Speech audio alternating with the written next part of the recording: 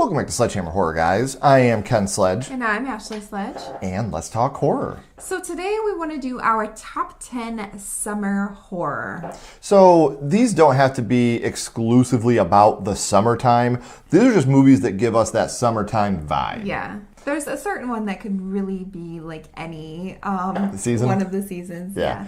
But these are ones for us that when we think of summertime horror movies, these are the films we want to talk about. You want to get us started at number 10, babe? So number 10, we have Texas Chainsaw Massacre. And I mean, yes. Obviously it's in Texas. It's hot.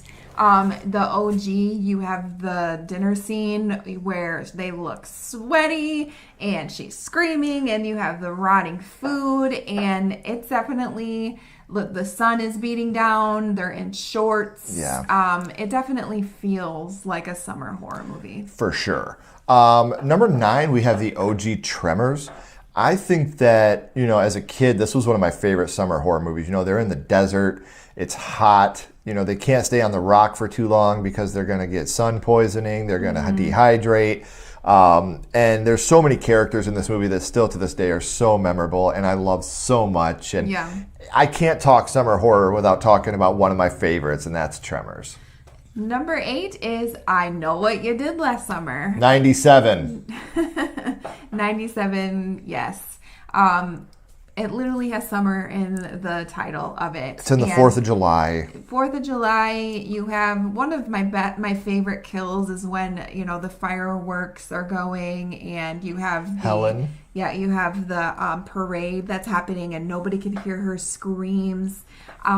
I think that was played really smart. Like, the band is banding. You should have been our final girl, Helen. Yeah, you should have. You should have been our final girl. We loved you, Helen. Number 7, let's stick with Independence Day. We're going with Jaws.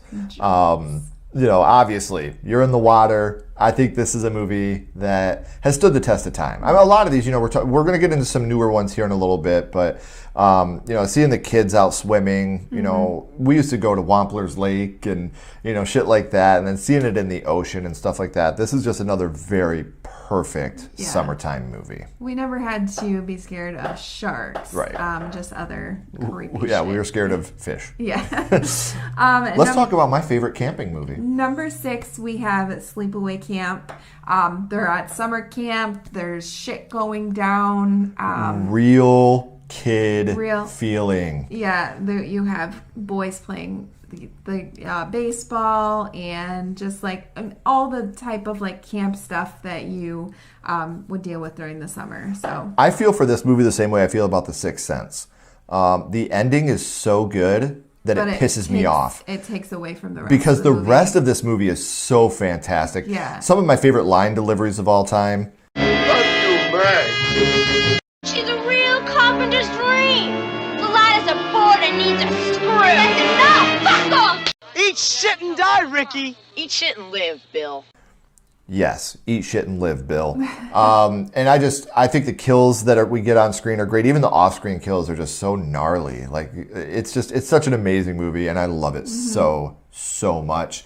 Now we got to include Friday the 13th on here. You gotta, I guess. So for number 5, we went with Ashley's favorite in the franchise, Friday the 13th, Part 3. Yes. Because this one does still have that summertime feel. They're out at the cabin. You have some of the goofy shit with Shelley, and fucking Shelley, fucking Shelley. I love Shelley. And this is when Jason becomes Jason to me. Yeah. Getting the hockey mask. I think maybe that's why it's my favorite, because, you finally get like the cool look of Jason. He doesn't have his stupid sack. Here it comes. I don't like the sack. I'm sorry. I'm sorry for the lovers of the sack, but it ain't me. It ain't me, babe. Phrasing. So I do love this movie, and we could have put any Friday the 13th on here and it would have worked, but Obviously, we're going to go with Part 3 here. You're at, camp. So number 4, we have Sinister. This is another one that really, we could talk about this for any season because it kind of goes through the seasons. But when you get like the lawnmower scene or the pool scene, the barbecue. Yeah, like all of them, they're just so, it's such creepy imagery. And such a creative film. Yeah, it really is. So gotta have Sinister on here. Coming in at number 3, take your pick. We have It. Yes. You could either go Chapter 1 or 1990.